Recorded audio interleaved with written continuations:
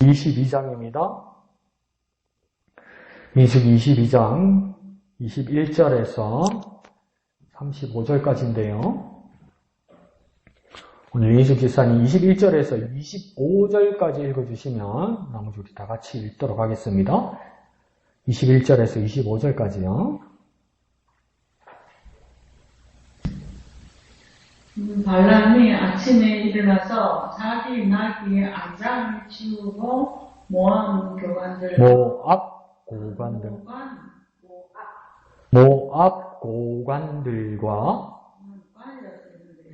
고관들과 함께 하니 그가 감으로 말미암아 하나님이 진노하심으로 여호와의 사자가 그를 막으려고 길에 서니라. 발람은 자기 나귀를 탔고 그의 두 종은 그와 함께 있더니 나귀가 여호와의 사자가 칼을 빼어 손에 들고 길에 선 것을 보고 길에서 벗어나 밭으로 들어간지라. 발람이 나귀를 길로 돌이키려고 뒤찍질하니 여호와의 사자는 포도원 사이 좁은 길에 섰고 좌우에는 담이 있더라. 나귀가 여호와의 사자를 보고 몸을 담에 대고 발람의 발을 그 담에 찌누르매 발람이 다시 뒤찍질하니 네, 다 같이요. 여호와의 사자가 더 나아가서 좌우로 피할 데 없는 좁은 곳에 선지라. 나귀가 여호와의 사자를 보고 발람 밑에 엎드리니 발람이 노하여 자기 지팡이로 나귀를 때리는지라. 여호와께서 나귀 입을 여시니 발람에게 이르되 내가 당신에게 무엇을 하였기에 나를 이같이 3번 때리느냐.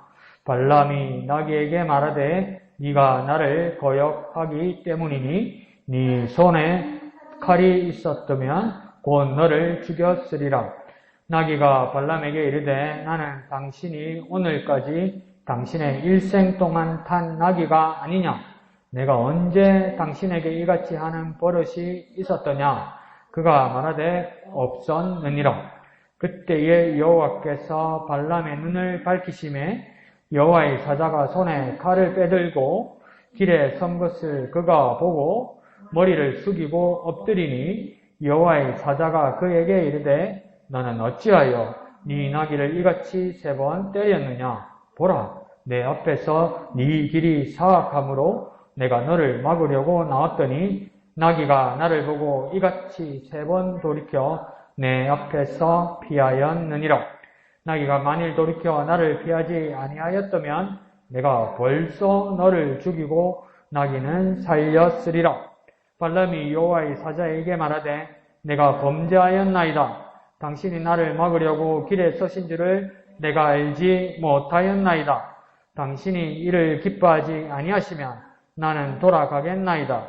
여호와의 사자가 발람에게 이르되 그 사람들과 함께 가라. 내가 네게 이르는 말만 말할지니라. 발람이 발락의 고관들과 함께 가니라. 아멘. 자, 우리 내용도 재밌는 내용이라서 익히 내용을 들어서 알고 있는 내용입니다. 발람, 그리고 그 나귀, 이런 이야기들이 있어. 그래서 우리가 먼저 생각을 좀 잘해볼 건 뭐냐면, 이 이름이 비슷하니까 비슷한 사람 아닐까 이랬는데, 헷갈리지 않게 정리를 잘 해봅시다. 발락, 기억으로 끝나는 발락은 왕입니다. 왕. 발락, 이 모압의 왕이죠. 모압의 왕. 그리고 이 선견자라고 자처하는 사람은 발람입니다. 발람. 근데 이건 같은 나라, 같은 동네 사람도 아니에요. 부올 사람이라고 그러잖아요. 그러면 모압에서 640km 떨어진 곳입니다. 그러니까 자신들이 이 사람을 데리러 가면 한 20날, 20일 정도 걸리는 먼 곳에 있는 사람입니다. 이 이름이 비슷해서 비슷한 사람은 아니고요. 한 일가 친척도 아니고 거의 다른 나라 사람이에요. 그래서 발락이란 왕이 있고 발람이란 선견자가 있었다. 그 사람 사이에서 일어나는 일이고 그 사이에 특이한 사건이 있는데 나귀에게 특이한 사건이 있었다. 그렇게 보면 되는 겁니다. 그리고 내용은 재밌죠. 재밌으니까 경우는 생기겠죠. 목사님 재미만 있었는데요. 그럴 수도 있는데 그를 통해서 또 그것을 통해서 우리가 느낄 수 있는 또 하나님의 말씀들이 같이 있을 것 같습니다. 자, 왼쪽의 제목을 한번 다 같이 읽어봅시다. 시작. 말하는 나귀. 우리가 성경을 알고 또 성경을 공부했고 또 오늘 이 큐티 내용을 깊이 또 묵상했으면 이게 뭘 말하는 내용인지 알 수 있습니다. 그래서 나귀라는 자체는 말할 수 있는 존재는 아니죠. 그래서 여기서 말도 뭐냐면 사람의 말처럼 이야기하는 것 같습니다. 그럼 사람의 말이 아니면 최소한 사람인 발람과 나귀가 대화를 했다는 것은 전제하는 겁니다. 그러니까 나귀와 사람인 발람이 소통했다. 그래서 그걸 위해서 말하는 나귀라고 이야기하는 겁니다. 그러니까 여기 발람도 있고 발락도 있고 나귀도 있는데 하나님의 사자도 있는데 제목이 나귀가 되는 거 보니까 뭡니까? 때로는 짐승이 사람보다 나을 때가 있다 이 말이죠. 그러니까 그게 엄청나게 심한 적이죠, 그죠? 짐승보다 못한 놈 이러면 야 짐승이 나보다 낫단 말인가? 나은 짐승들이 들어있죠. 한 번씩 가다가 여기서도 뭡니까? 이 나귀가 그런 놀라운 모습 경험을 하게 되는 겁니다. 그러니까 이 나라도 세계 어디에도 나귀에게는 어떤 특성이 있는데 이 나귀가 말보다는 한참 작고 그러니까 키우는데 사료, 뭐 먹일 것 이런 게 말보다는 적게 들죠. 그리고 또 이 말은 평지 넓은 평원에서 전투용으로 이렇게 잘 쓸 수 있는데 나귀 같은 경우에는 이 산지나 좁은 동네에서는 말이 제대로 거동할 수가 없어요. 통과할 수도 없고. 그래서 이 나귀가 그렇게 유용하죠. 그리고 나귀의 가장 큰 장점은 뭐냐면 사람이 타는 것도 타는 거지만 짐을 실는데 자기 몸무게보다 이게 이 나귀가 정말 기억이 안 나는데 3배인가 4배를 질 수 있대요. 그러니까 엄청난 그 힘을 가지고 있죠. 그 힘이 많은 만큼 뭐가 생길까요? 사람에게도 고집이 세요. 이 단점이죠, 단점. 고집 한번 고집 부리면 고집 불통이면 뭐 어떻게 통제가 불가능할 정도로 주인 말을 안 들을 정도로 어느 때는 그런 특성을 가지고 있는 겁니다. 그래서 나중에 발람하고 나귀하고 이렇게 갈등이 일어날 때도 발람은 혼자 그렇게 생각한 거예요. 이거 나귀 아니랄까봐 고집 부리네 이렇게 한 거예요. 근데 그게 착각이죠, 착각. 그래서 그런 특성을 같이 보여주는 게 나귀다 이렇게 생각하면 됩니다. 그 나귀에게 하나님께서 역사하시니 나귀가 사람보다도 하나님의 일을 하게 되고 하나님의 눈을 열었다 이렇게 보게 되는 거죠. 이걸 거꾸로 생각하면 뭐냐면 우리가 하나님에 대해서 영적인 세계에 대해서 관심 없으면 하나님이 애써서 우리에게 열어줄 마음 없어요. 그거 잘 생각하셔야 돼요. 우리가 영적인 세계에 관심이 없거나 영적인 눈을 뜨려고 하지 않으면 하나님이 왜 눈을 뜨려고 하지 않느냐? 영적인 세계에 왜 관심 없느냐? 관심 가져라 그렇게 말씀 안 하실 수도 있다는 거. 왜요? 나귀를 통해서도 할 수 있는데 뭐. 하나님 일은 차단 안 돼요. 내가 게으르고 내가 일하지 않고 내가 관심 가지지 않는다고 해서 하나님 나라가 지연되는 거 아니에요. 하나님 나라가 늦춰지는 거 아니에요. 심레아도 나중에 바리새인들과 언쟁할 때 그러잖아요. 너희들이 아브라함 자손이라고 말하지 마라. 너희들이 아브라함 자손이기 때문에 이득을 보거나 너희에게 특권이 없다. 뭐랍니까? 하나님께서 이 돌들을 명하여서도 아브라함 자손이라고 할 수 있다. 이렇게 이야기하잖아요. 왜? 하나님이니까. 하나님 할 수 없습니까? 할 수 있죠. 이 말은 뭡니까? 너희들 하나님 충분히 버릴 수 있다고 이야기하는 거 아닙니까? 그러니까 돌들로도 아브라함 자손 만들 수 있고 오늘 나귀를 통해서도 하나님께서 눈을 열어주시고 말하게 하실 수 있는 것이 하나님입니다. 그러니 우리가 호세아가 말하는 것처럼 우리가 여호와를 힘써 알려고 해야지 저절로 안 그러면 답답한 분은 하나님이니까 나한테 어떻게 해주시겠지 이거 믿음 아닙니다. 하나님 알아서 해주시겠지 이거 믿음 아니에요. 가만히 보면 내 손에 손을 놓고 가만히 생각하면 하나님 알아서 해주시겠지 이게 믿음이 아니고 정직하게 내 양심을 두고 보면 내가 게으르다는 증거죠. 아무것도 안 하겠다는 거 아닙니까? 그래서 또 찬송가 잘 부른데 내 주여 뜻대로 이것이 없었어요. 그거하고 정확하게 매치가 안 되는 이야기인데. 자, 밑에 초록색 개요를 한번 다 같이 발람의 나귀는 읽어볼까요? 시작. 발람의 나귀는 여호와의 사자를 알아보지만 정작 발람은 아무것도 보지 못합니다. 여호와의 사자는 그에게 다시 한번 선견자의 본분을 일깨웁니다. 자, 첫 줄이 시작할 때 발람이 있고요. 나귀가 있고요. 여호와의 사자가 등장하는 거예요. 그죠? 근데 이 여호와의 사자라는 자는 누구입니까? 하나님 일을 하는 천사겠죠. 그죠? 근데 지금 여호와의 사자가 여기 있으면, 가운데 있으면, 여기 나귀가 있고, 여기 발람이 있는데, 나귀는 그냥 노새고, 짐승이고, 발람은 소위 자기 말로는 선견자란 말이에요. 근데 이 보이지 않는 하나님의 사자를 누가 보고 누가 보지 못합니까? 오히려 나귀가 보고 선견자 발람이 보지 못한단 말이에요.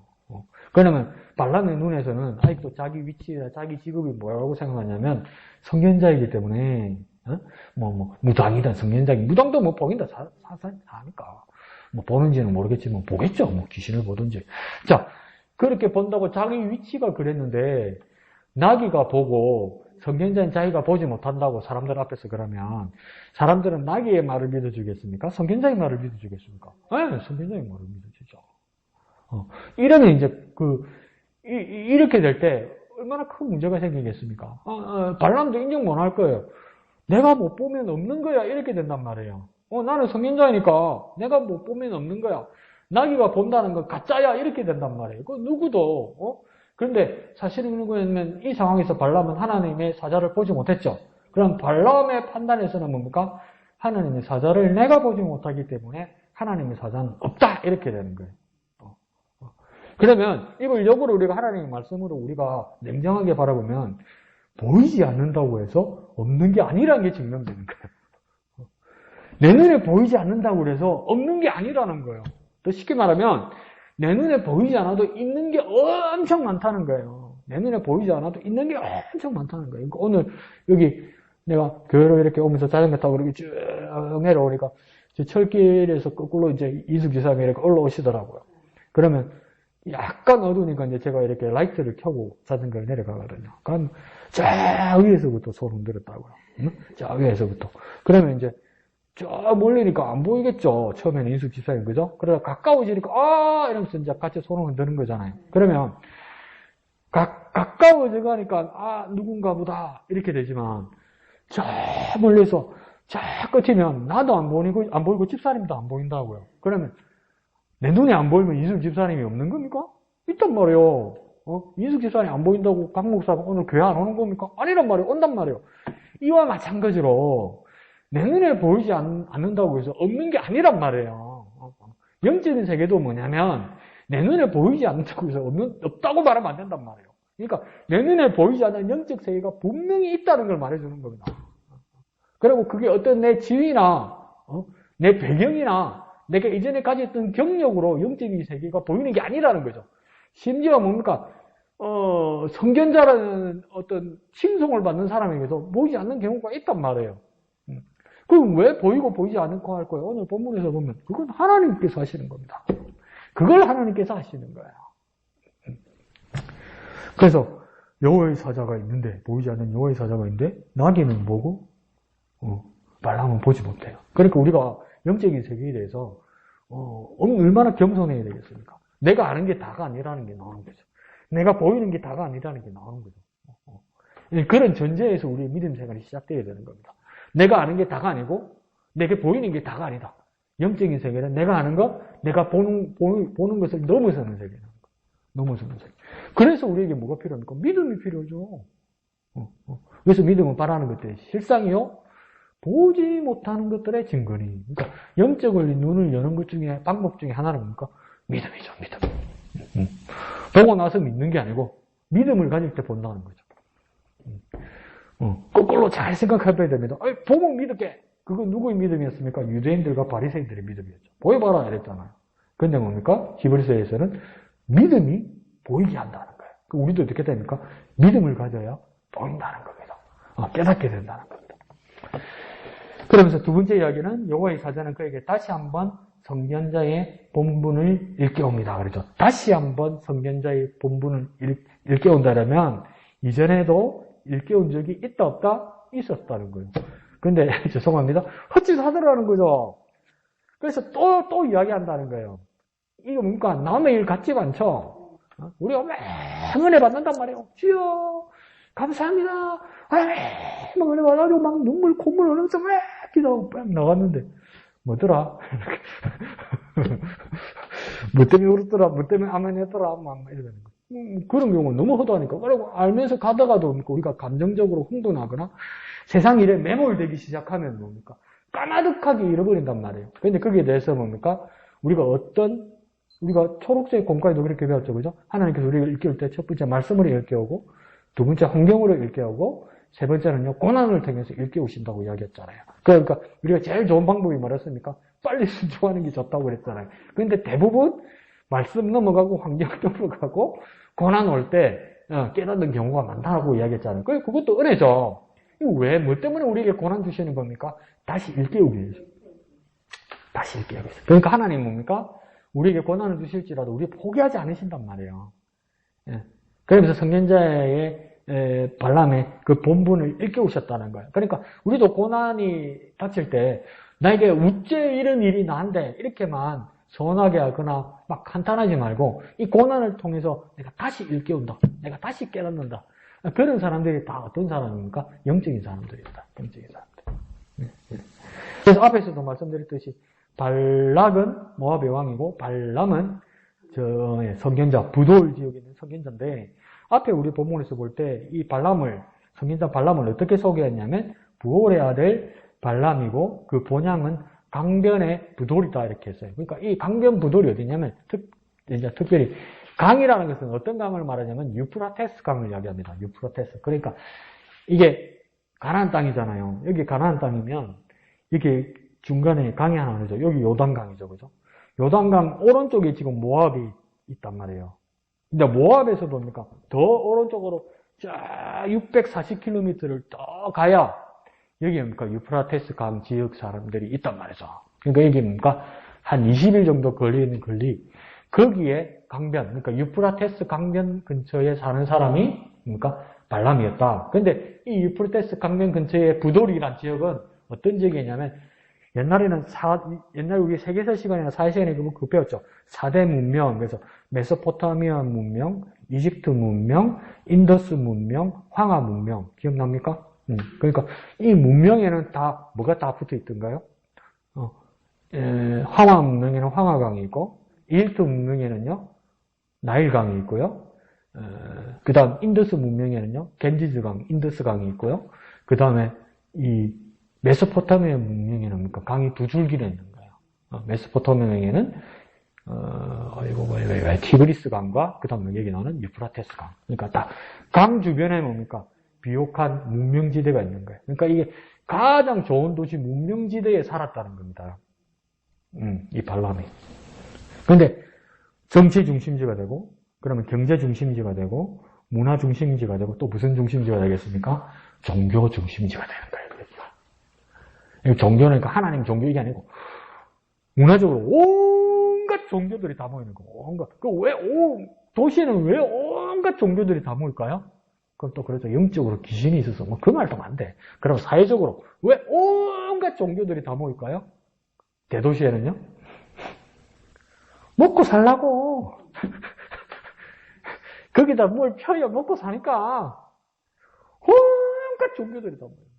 온갖 종교의 중심지니까 이 종교 저 종교 이 종교 저 종교 했다가 또 지네들끼리 보면서 뺏기고 또 서로 뺏고 또 따라하고 이러면서 뭡니까? 각자의 종교가 있다가 각자의 종교를 뺏기면서 뭡니까? 온갖 작동산이 온갖 혼합 종교들이 막 생기는 거예요. 그러니까 나중에 보면 저게 스님인가? 저게 목사인가? 저게 무당인가? 모를 정도고 이런 세상이 돼버려요.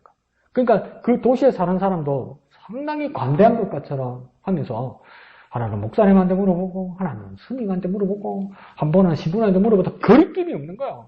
무당한테 가도 거리낌이 없는 거야. 그런 세상이라는 거야. 그러니까 정치, 종교, 문화가 발달하면서 종교의 영적으로는 뭡니까? 누구의 종교 입장에서 봐도 타락하게 되는 거죠. 그런데 뭡니까? 그것 때문에 더 많은 소위 종교 지도자라는 사람들도 엄청 많아지겠죠. 옳은 사람이, 그런 사람이죠. 그 가운데 한 사람이 누구였습니까? 발람이 있었다. 그럼 발람은 어떻게 알았을까? 신기가 있는 것이 소문이 난 거야. 소문이 난 거야. 죄송합니다. 빨이 있다는 거, 빨이 있다는 게 소문이 난 거예요. 그러니까 그 멀리서 모시러 온 거예요. 인기 슈퍼스타인 거예요. 그런 실정에서 발람을 불러온 겁니다. 그러면서 이제 우리에게 이제 숙제는 그거죠. 그럼 발람은 많은 사람일까? 성견자라는데 어떤 성견자? 성견자는 뭐냐면 볼견자를 쓰는 거고 성견자와 비슷한 말이 성경에도 원래는 뭡니까? 그러니까 성견자란 말 다음에 많이 썼던 말이 뭐냐면 선지자입니다. 선지자. 이 지자는 뭡니까? 알지자를 쓰는 거죠. 근데 앞에 선자는 다 뭡니까? 먼저 선자죠. 먼저 선자. 그러니까 먼저 보고 먼저 아는 사람들. 그래서 선견자, 선지자 이렇게 되는 거거든요. 그러면 발람은 선견자를 할 때 어떤 선견자를 말하는 것일까? 보통 우리는 성경을 보니까 하나님의 선지자라고 말하는데 이게 애매한 거예요. 그래서 이 발람이 진짜 과연 어떤 사람일까 할 때 어떤 사람들은 뭐라고 하냐면 그냥 하나님의 선견자, 하나님의 선지자를 말하는 것이 아니라 뭡니까? 무속인을 말하는 것이다. 무당을 말하는 것이다. 토속 무당을 말하는 것이다. 그런데 뭡니까? 어쩔 수 없이 하나님의 말씀을 받는 것이다. 무당도 받을 수 있습니까? 우리 생각에는 뭡니까? 무당은 하나님 말씀 받을 수 없을 것 같잖아요. 말이 안 되죠, 그죠? 근데 오늘 본문을 보십시오. 나이 새끼도 받는데, 무당이 뭘 못 받겠어요? 하나님이 강압적으로 하나님의 뜻에 의해서 끌려가면 뭔들 못 하겠어요. 하나님을 배신하고 하나님 뜻을 떠난 사울 왕도 하나님 예언하게 하시는데, 그래서 그렇게 쓰인 게 아닐까 그렇게 생각하는 거. 첫 번째는 무당이 아니었을까 이렇게 생각하는 사람도 있고요. 두 번째는 뭐냐면 하나님의 선지자다. 발람이 하나님의 선지자인데 물질에 의해서 미혹돼서 타락된 거다. 물질에 미혹돼서 타락된 하나님의 선지자다. 원래는 하나님의 선지자였는데 물질에 미혹돼서 타락하게 되었다. 그 물질이 하나님이 돼버린 거죠. 그러면서도 배운 거는 도둑질이라서 하나님의 말씀은 알고 하나님의 기도하는 방법은 아는 거죠. 그러니까 하나님의 말씀이 한 번씩 임하는 거죠. 그렇게 보는 사람도 있어요. 그리고 세 번째는 또 어떻게 생각하냐면 아니 지금 가나안 땅에서도 이렇게 멀리 떠나 있고 모압에서도 640km 떠나서 메소포타미아 문명 유프라테스 강 근처이면 이게 하나님의 종교인 사람이 아니고 이방의 제사장일 건데 그러니까 이방의 다른 종교의 제사장일 건데 이방의 다른 종교의 제사장에다가 나중에 뭡니까? 하나님을 알게 되어서 이스라엘 종교의 선지자가 되었을 것이다. 여호와의 선지자가 되었을 거다. 근데 문제는 뭐냐? 다시 한번 타락한다. 그러니까 한 번 배신 안 하면 두 번, 세 번 배신한다. 좀 슬픈 일이지만 여러분 우리 현실에서 그런 거 참 많이 보잖아요. 그러니까 교회 안에서 도는 사람도 있고 또 교회 밖에서 도는 그런 성향의 사람인데 뭐냐면 제가 뭘 말씀드리는 거냐면 막 신기한 것만 쫓아다니는 사람이 있어요. 그러니까 자기에게 막 매력 있는 것을 쫓아다니는 사람이 있어요. 그게 뭡니까? 교회 안에서 쫓아다니는 사람도 있어요. 그러니까 이 목사 저 목사 이 교회 저 교회를 막 전전하면서 그런 사람 보죠. 그러니까 진해 같은 경우에도 뭐뭐 외과 원장 진해 웬만한 게 다 돌았어요. 다 돌고 뭐 그 돌 때마다 그 목사님들 다 맘상해 가고 그 교회 불러내리키고 나왔단 말이야. 돌다가 어디로 갔습니까? 신천지로 간 거 아니야, 이제. 그런 사람이 있고. 어떤 사람은 더 반경을 넓혀서 교회, 절, 부당 이렇게 막 신기한 데 이렇게 쫓아다니는 사람이 있잖아요. 그러니까 한 번 움직이는 사람은 계속 움직이고 한 번 배신하는 사람은 계속 배신하고 한 번 옮기는 사람은 계속 옮기는 거예요. 그러니까 발람도 뭡니까? 한 번 하나님께로 왔는데 다시 한 번 또 다른 데로 가는 거예요. 이런 성향의 사람이다. 그러니까 몇 번이고 이방 종교 제사장이었다가 하나님의 선지자였다가 또 발람에 의해서 또 타락하는 이런 사람이었다. 이렇게 막 여러 가지로 추정합니다. 그러면 결론적으로 우리가 성경을 볼 때 발람은 어떤 사람이냐? 모르죠. 몰라요. 사실은 몰라요.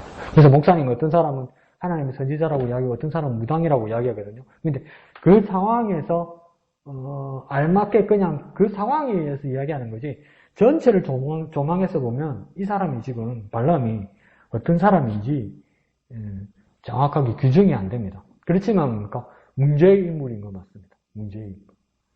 문제의 인물인데도 우리가 또 우리 마음을 무겁게 하는 건 뭡니까? 순간순간 하나님의 쓰임을 받는 거죠. 근데 더 슬픈 건 뭡니까? 공로 없이 멸망당하는 거죠. 이게 얼마나 슬픈 겁니까? 하나님의 쓰임 받는데 보람없이 멸망당하는 이거 얼마나 슬픈 겁니까? 하나님의 말씀을 봐서 막 전해요. 그럼 이 상황만 보면 이거 얼마나 놀라운 일입니까, 이게? 근데 나중에 보니까 하나님 앞에 심판받아서 멸망당해서. 뭐 이런 일이 없을까? 많죠. 그러니까 바울도 뭐라고 합니까? 내가 쓰임받고 나중에 멸망당할까 내가 자기가 염려하고 두려워한다고 그랬잖아요. 그러니까 우리에게 어떤 겸손과 하나님 앞에 두려워하는 마음이 있어야죠. 그러니까 발람을 정확하게 규정할 수는 없지만은 발람의 이렇게 환경을 보면 하나님과 세상과 물질이 막 섞여 있는 거예요, 이게. 그러니까 좋게만 보면 야, 이 하나님의 말씀을 전하는 사람인데 이랬는데 또 어떤 부분에서 보면 야, 이거 완전 무당 같은 세상인데? 그러다가 또 어떤 사람 위하는 사람은 뭐랍니까? 야, 목구멍이 포도청이고, 내 코가 석자인데 먹고 살아야지.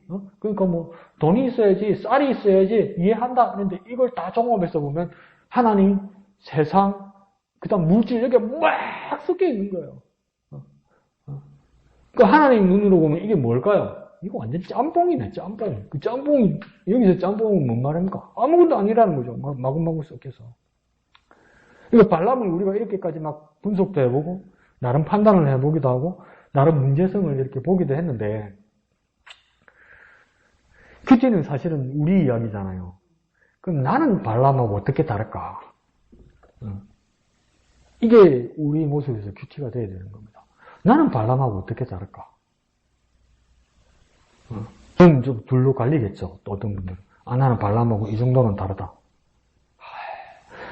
막 그냥 분석만 할 때는 발람 억수로 욕했는데 내 얼굴에 침 뱉기더라 누워서.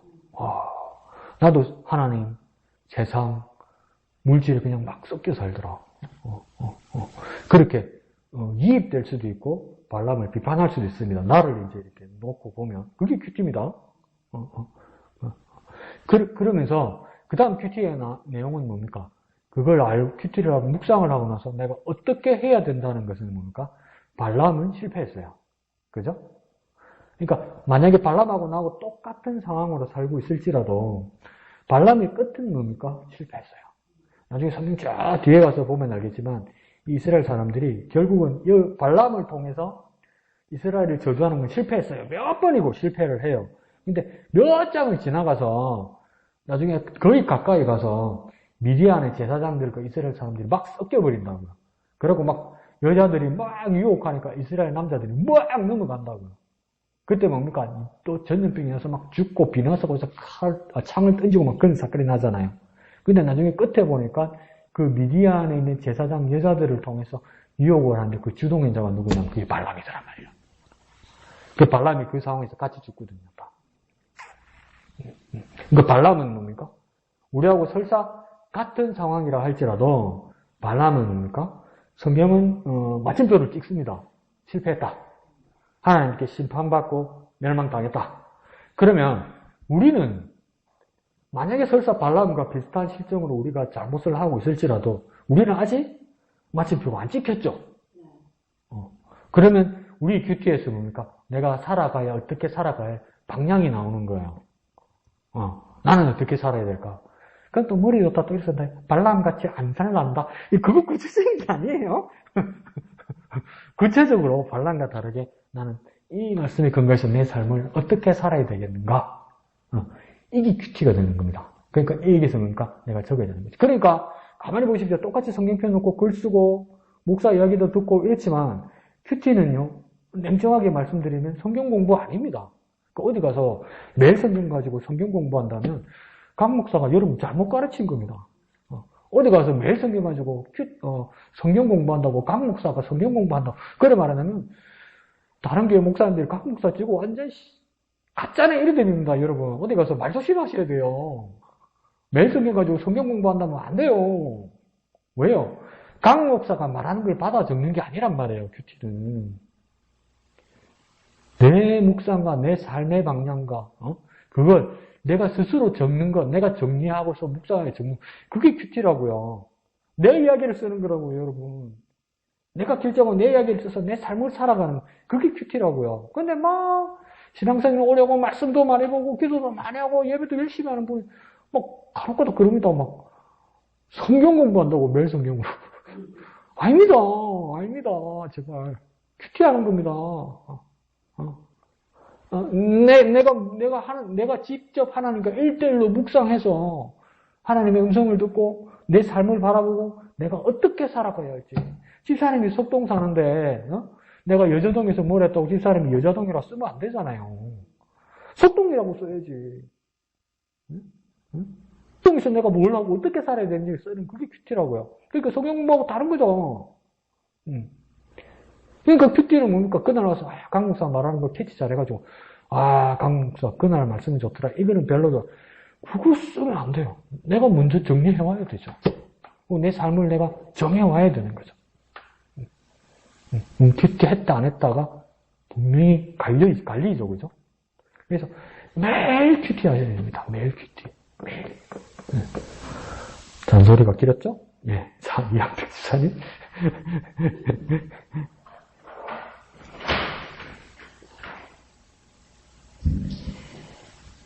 네.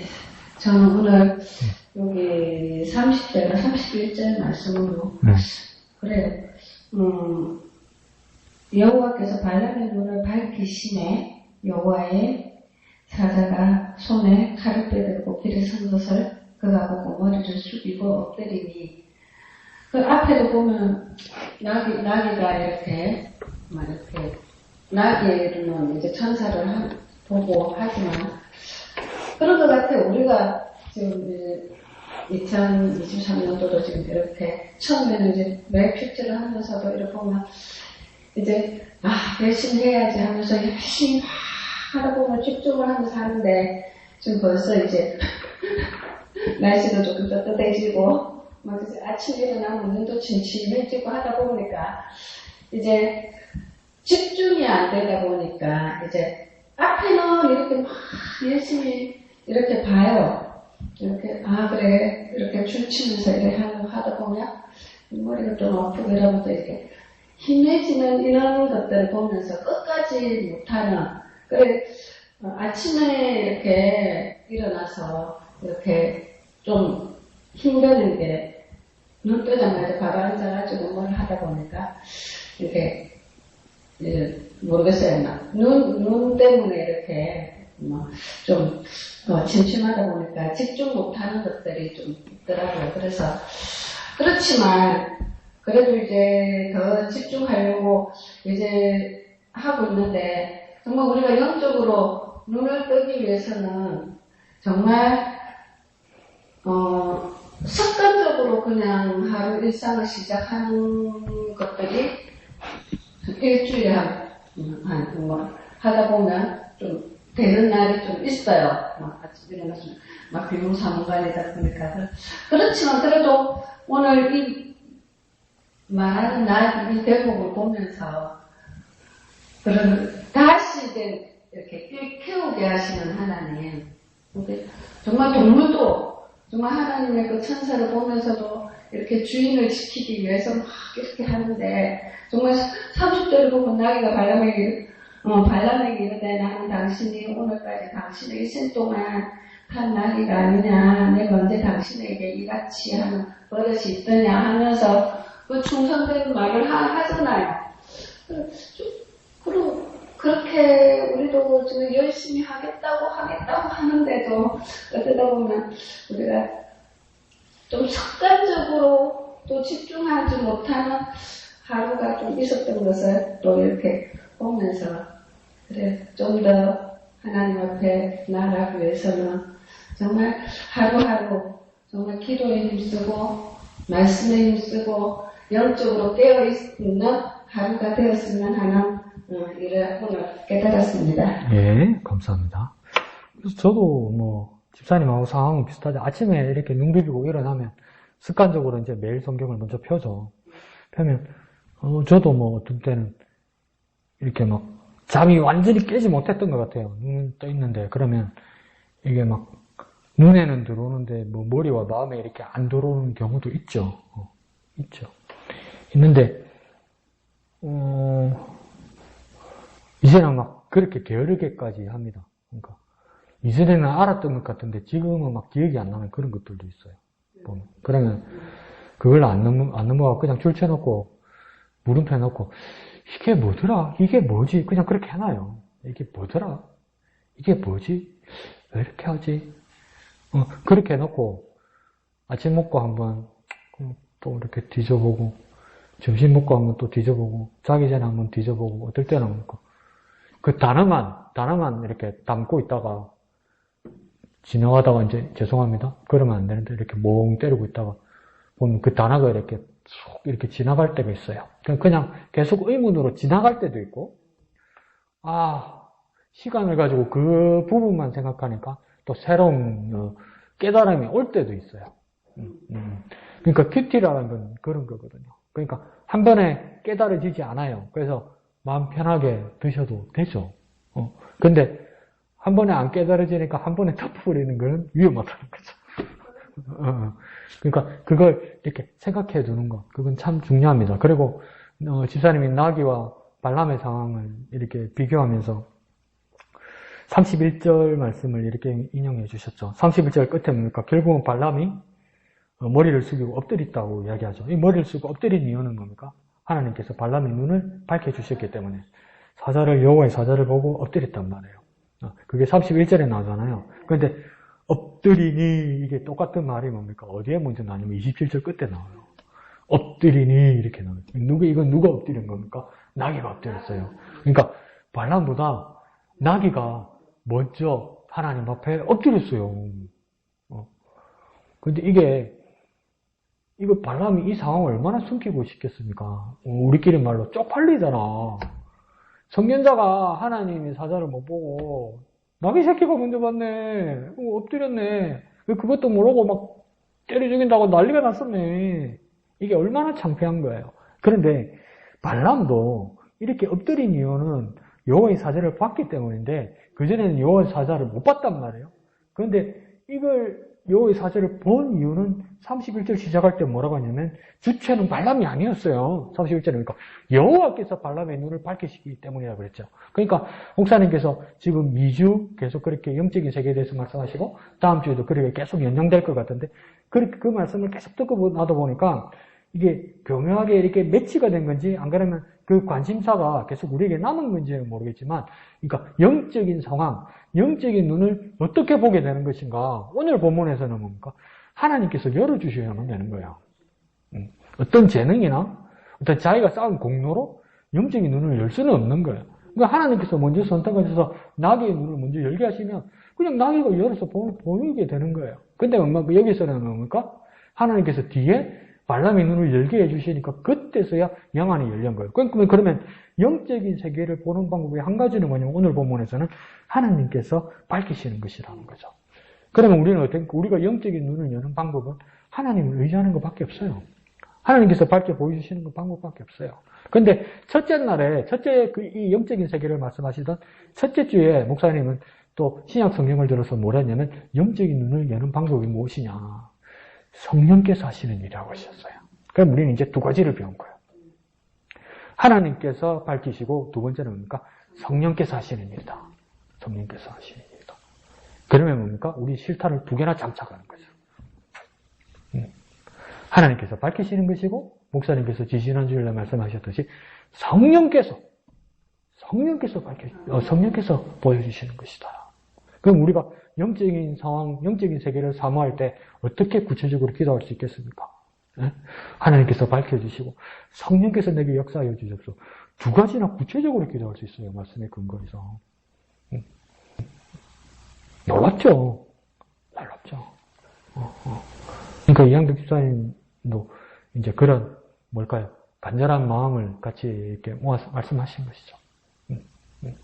그래서 더욱 우리 큐티의 모습들이 막 자기를 들들볶고 다그치지 않더라도 마음을 여유를 가지고 하는 것과 더불어 이것들을 반복해서 조금씩만 더 생각하면 하나님께서 더 열어주시는 경우가 있고 또 이렇게 발람이 결국 엎드리는 이유는 나귀보다도 더 뒤에라도 엎드리는 이유는 뭐냐면 발람이 어떤 자격이나 능력이 있거나 환경이 열려서 그런 것이 아니라 하나님께서 밝혀주신 것이죠. 발람이 눈이 열렸어도 그 주체는 발람이 아니라 하나님께서 밝혀주신 것이다. 그와 마찬가지로 그러면 우리가 생각나는 거 이주전에 목사님 말씀하셨지? 이와 같은 맥락이 성령께서 우리를 하나님의 영적인 세계를 보게 하는 것이다. 그렇게 우리가 종합하여서 그러니까 이렇게 할수록 이렇게 이런 것들을 생각하고 이런 것들을 다 모아서 기록해두고 이것을 확인하고 이걸 가지고 기도하면서 우리 영적인 세계와 우리 성령 충만한 삶과 또 우리 믿음 생활들이 더 깊어지는 겁니다. 깊어지는 거. 그냥 희발성 있게 날려버리지 말고요.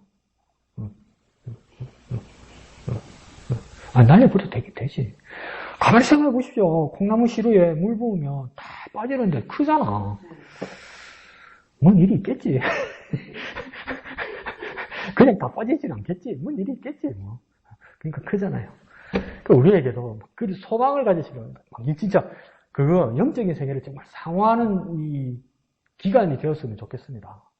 목사님께서 이렇게 우리를 인도하시는 만큼 우리에게도 정말 영적인 세계를 사모하고 막 한 발자국 두 발자국 이렇게 더 다가가는 그런 것. 목사님이 요즘 저기에 꽂혔는가 보네. 그냥 말씀하시는 것보다 좋다. 이렇게만 하지 말고 좀. 그러니까 우리도 목사님이 말씀하시는 것처럼 영적인 세계 한 발 두 발 더 이렇게 다가가는 그렇게 진보된 우리 신앙생활들이 되었으면 좋겠습니다. 그리고 또 감사하게도 뭡니까? 이 나귀와 여호와의 사자와 발람의 상황을 통해서 영적인 세계가 같이 이렇게 우리가 막 이렇게 겹쳐지네요. 그 얼마나 감사해요. 그런 방법들을 보이는 것 같습니다. 감사합니다. 예, 목사님. 네. 저는 29절에 보면 발람이 나귀에게 얘기를 해요. 네가 나를 거역하였기 때문이다. 근데 하나님의 뜻에 거역하는 당사자는 지금 발람이거든요. 그러니까 발람은 나귀에게 거역했다라고 얘기하고 발람은 하나님께 거역하고 지금 그런 뜻인데 물론 일시적인 허락은 있긴 있었지만 어제 본문에 오늘 본문에 있긴 있었지만 그럼에도 불구하고 하나님의 뜻에는 지금 거역하고 또 하나님의 말씀에는 지금 불순종하고 있는 그런 상황인데 그랬던 이유는 한 가지거든요.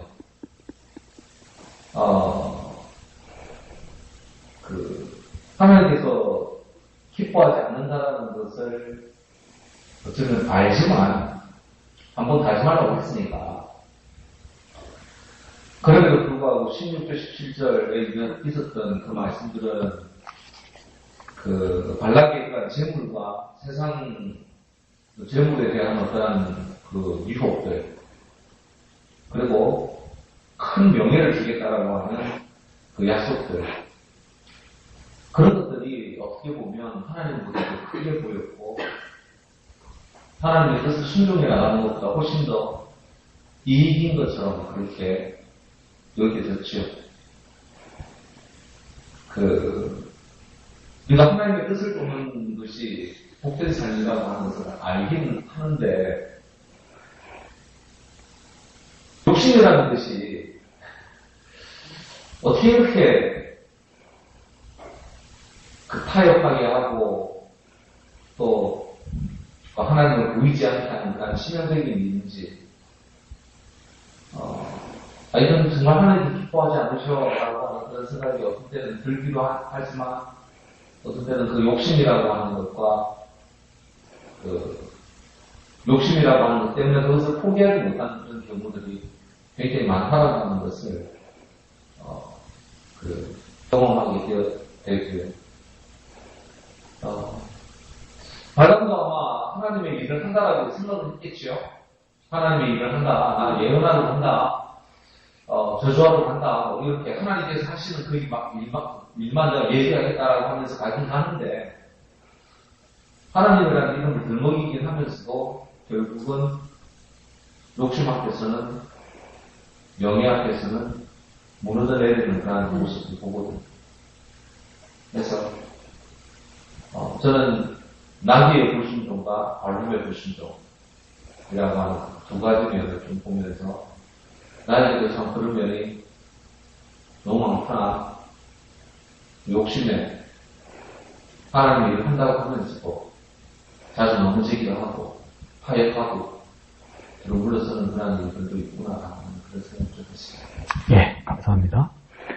그 목사님께서 처음 말씀하실 때 29절 가운데 나오는 발람이 나귀에게 그러죠. 내가 네가 나를 거역했기 때문에 노새 나귀 네가 감히 주인이 나를 거역했기 때문에 내가 너를 죽이려고 그랬다 이렇게죠. 근데 그걸 나중에 보면 세 번이나 때려서 내가 너를 죽이려고 그랬다 이렇게 얘기하잖아요. 그러니까 처음에는 제가 어릴 때 잘못 이해해서 어떻게 생각했냐면 세 대 때리는구나. 하나, 둘, 세 대 때리는구나. 그래서 세 번인데 그 뜻이 아니고 한 번 거역했고 두 번 거역했고 세 번 거역했다 이 말이더라고요. 그게 왜 뒤에 나오냐면 나중에 여호와의 사자가 발람에게 직접 말할 때 뭐라고 이야기했냐면 세 번 때렸느냐 하면서 그 뒤에 또 뭡니까? 나귀가 너를 위해서 세 번 돌이켜 네 앞에 피하느니라 이렇게 말하잖아요. 그러니까 발람 입장에서는 나귀가 세 번이나 주인을 배신했다고 생각하지만 여호와의 사자가 발람을 얼마나 창피하게 만들었냐면 야 나귀가 세 번이나 돌이켰기 때문에 네 살은 거야. 나귀가 네 말 들었으면 넌 죽었어 벌써 이 말인 거예요. 세 번이나 나귀가 널 살리려고 그런 거야. 이렇게 말씀하는 거죠. 그러니까 목사님 말씀하신 대로 나귀는 발람을 거역한 것 같지만 더 큰 문제는 뭐였습니까? 발람이 하나님을 세 번이나 거역하려고 했다는 거죠. 그걸 나중에 하나님 음성을 듣고 깨닫게 된다는 거죠. 그러니까 강 목사가 이건 옳다, 이건 진리다 말하다가 나중에 한참 하나님 뒤에 있다가 야, 강 목사야. 그거 아니야, 임마. 이럴까봐. 이제 겁이 덜컥 나는 거예요. 막 내가 확신에 차서 말하던 것들이 하나님 한참 지나가지고 네 그게 한 말이 그게 옳다고 생각하는 그렇게 말씀하실까봐 막 가슴이 덜컹 하더라고요. 그리고 그 물질의 유혹 이게 발람에게 가장 컸죠. 근데 그 누구도 자기의 지금 처한 환경에 대해서 만족하는 사람은 없기 때문에 만족하지 못한다는 것은 더 필요성을 느끼는 거죠. 모든 사람들이 어떤 환경에 있어도 더 필요성을 느끼는 거죠. 그래서 더 쉽게 말하면 모든 사람들이 각자의 처한 상황에서 다 부족하다고 느껴요. 더 갖고 싶고. 그러니까 발람에게 그 욕망이 너무 컸고 또 뭡니까? 그 기회가 왔으니까 기회를 놓치고 싶지 않았던 것 같아요. 우리도 그렇죠. 저도 그렇죠. 한국 교회에 목사님들도 애로사항들이 많지만 교회 교인들도 애로사항이 많은 게 이상하게 한국 목사님들이 이상한 그 경로가 있어요. 그러니까 저 같은 경우 말고 이제 이렇게 좀 규모 있는 교회에 목회하시는 목사님들 보면 이분들이 많은 경우에 저 미주 지역이나 외국의 한인교회 목회를 하면서 이렇게 이제 이렇게 사람들에게 좀 알려지는 경우가 있어요. 알려지는 경우가 있으면 한국에 있는 어떤 교회에서 담임 목사로 초청을 합니다. 그러면 그 초청장에 대해서 외국에 있던 한인교회 목사님은 지금 상황에서는 거의 다 오케이 하고 한국으로 넘어옵니다. 왜 그러냐면 우리 생각에는 나도 미국에 가서 이민가가 살아봤으면 좋겠다. 그런 꿈이 많아요. 젊을 때. 그죠? 지금은 모르겠지만. 안 그래요? 그러니까 한국 사람이 한국에 사는 것보다 미국에서 살면 좀 더 있어 보이고 그렇잖아요. 그러니까 더 괜찮을 것 같죠? 거기 사는 사람은 다 한국 들어오고 싶어 해요. 살기 힘들어요, 그게. 그러니까 한인교회 목사님들이 대부분 한국에 들어오고 싶어 해요. 그러면 그분들이 이제 어느 교회에서 이렇게 담임을 한단 말이에요. 그러면 그분을 모시기 위해서 그 청빙위원회 그 장로님들이나 집사님들이 엄청 애써요. 모셔드려야 되는 사람인 경우. 그래서 모셔놨는데 몇 년 있다가 서울의 큰 교회에서 초청은 그걸로 또 넘어간다니까? 그러면 여기서 징검다리로 넘어가는 남아있는 교회들 있잖아요.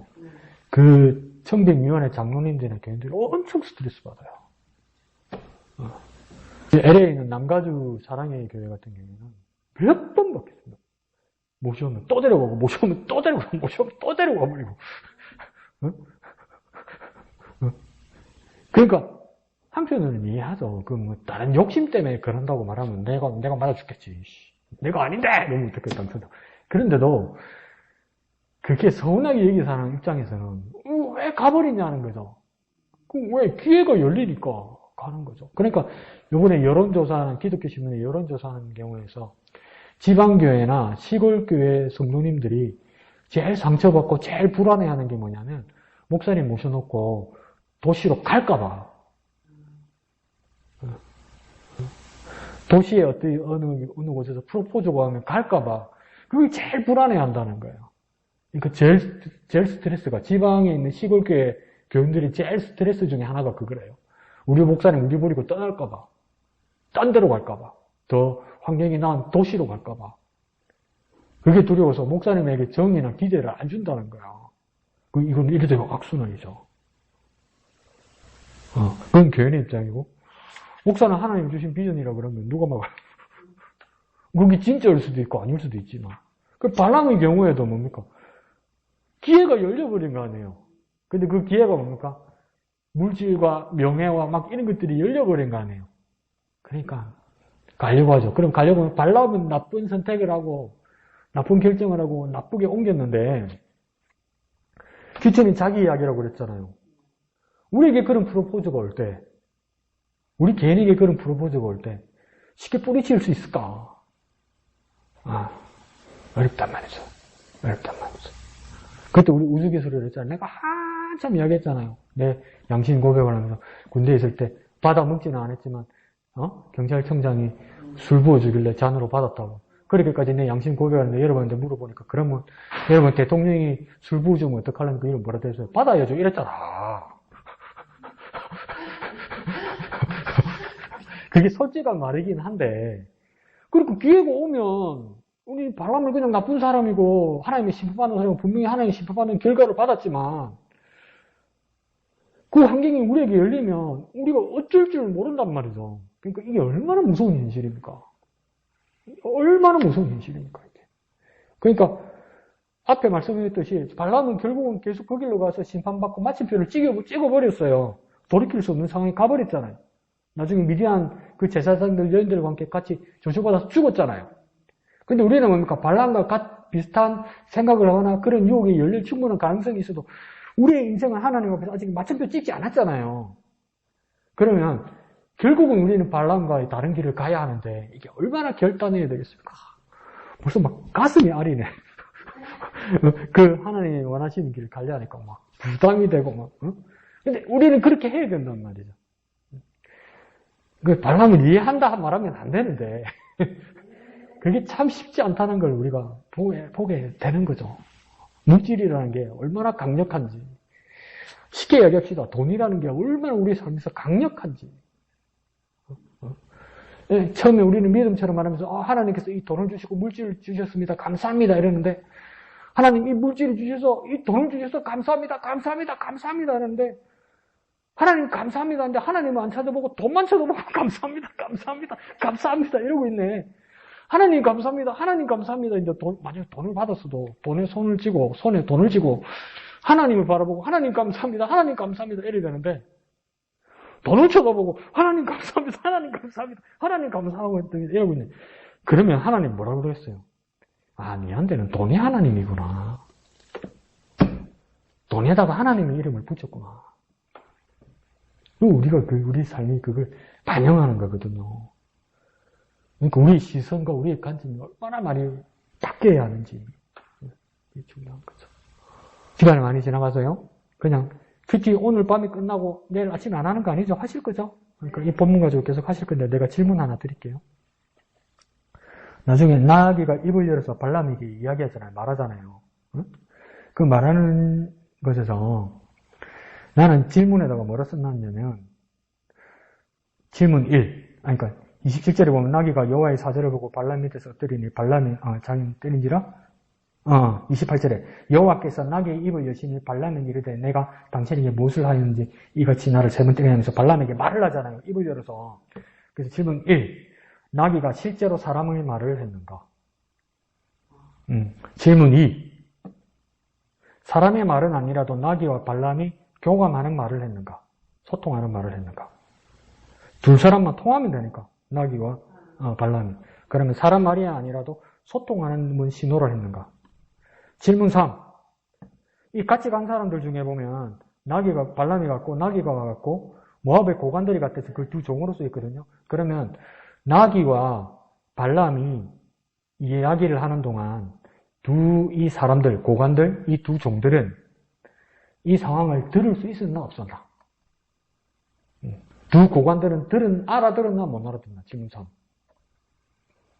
질문 4. 이 상황을 볼 때, 나귀하고 발람하고 이야기하는 상황을 볼 때, 사람들은 뭐라 그럴까? 저 미친놈 봐라, 이러지 않겠어요? 지금 나귀한테 뭐하노, 저거, 완전 막깎구나, 이럴 수도 아니고, 그 상황이 아니었을까? 자, 별표 질문 5. 나귀가 지금 왜 말을 하게 됐냐면, 하나님께서 입을 여셨고, 나귀가 먼저 영안이 열려서 본 거 아니에요, 여호와의 사자를. 근데 우리가 영적인 세계에 대해서 계속 공부하면서 나귀는 사람이 아니고 동물이죠. 짐승이죠. 그럼 이때까지 배웠던 거 잘 기억하세요. 목사님한테도 우리. 나귀는 영이 있습니까? 없습니까? 나귀는 영이 있습니까? 없습니까? 없죠. 영이 없는데 어떻게 영의 세계를 봐요? 생각 안 해봤죠? 이게 어떻게 가능하냔 말이에요. 혼밖에 없단 말이에요. 그죠? 그것도 각혼이죠. 짐승에게는. 영이 없는데 영은 어떻게 연 거냔 말이에요. 생각 안 해봤죠? 어떻게 본 걸까?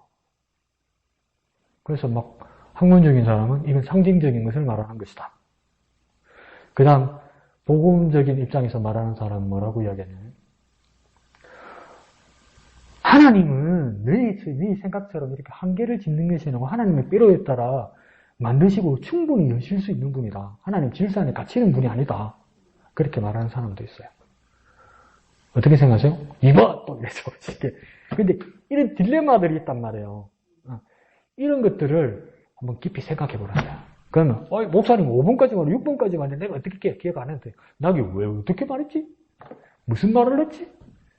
발람은 어떻게 알아들었지? 이렇게 이 말씀을 읽게 돼서 묵상하고 생각하는 거예요. 그럼 목사님도 모르는데 내가 어떻게 할까? 예, 답을 찾아오라고 말씀드리는 게 아니에요. 이런 세계에서 답도 없이도요, 계속 고민하고 깊이 빠져들는 게 뭡니까? 이렇게 영적인 세계로 들어가는 겁니다. 답을 찾는 게 영적인 세계가 아니고요, 하나님의 말씀에 대해서 더 깊이 답도 없이 깊이 빠져드는 거 있죠. 그 고민에 빠져드는 이게 영적인 세계로 들어가는 겁니다. 여러분, 세상의 세계로 깊이 들어가는 방법이 뭡니까?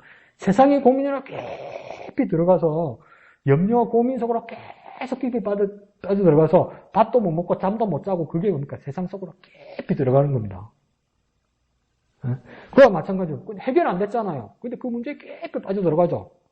그와 마찬가지로 하나님의 말씀에 대해서 답이 없는데도 그걸 포기하지 않고 포기하려는 게 아니고 막 그게 막 마음이 쏠려가지고 생각이 쏠려가지고 계속 그 생각에 머물러 있는 거 있잖아요. 그러면 뭡니까? 찬송가처럼 세상과 나는 간 곳 없고 구속한 주만 볼 때, 그러니까 밥 먹는 거, 생각하는 거, 누구 만나는 거, TV 보는 거, 어디 놀러 가는 거 다 없어지잖아요. 답은 없어도 계속 뭡니까? 하나님 말씀과 이게 풀리지 않는 영적인 세계에 계속 고민하고 있잖아요. 그럼 나도 모르게 영적인 세계에 빠지는 거예요, 그게 여러분. 답을 찾는 게 중요한 게 아니고요. 그럼 또 잘못 알아가 필요 없단다! 또 이러지 말고. 그렇게 돼도 괜찮다고요. 그래서 막 물음표 투성이어도 거기에서 깊이 빠져 있으면 그건 뭡니까? 영적인 세계로 들어가는 겁니다.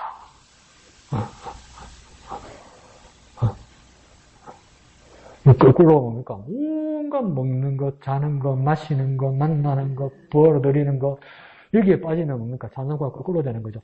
하나님도 없고, 예수님도 없고, 어디 간 것도 없고, 문제만 내게 가득하다, 이렇게 되는 거죠. 어느 게 더 쉽습니까? 그래서 정말 깊은 영적인 세계로 빠져들고, 또 다음, 오는 주일에 또 목사님께서 영적인 세계에 대해서 더 많이 가르쳐 주실 테니까, 우리가 잘 생각하고, 잘 메모하고, 우리가 말씀을 보면서 또, 뭡니까? 또 고민하고, 기도하고, 묵상하면서, 올 한 해는 더욱 영적인 세계에 깊이 들어가는 저와 여러분 되시기를 예수님 이름으로 축복드립니다. 다 같이 찬송하신 후에 기도하고 마치도록 하겠습니다. 1절만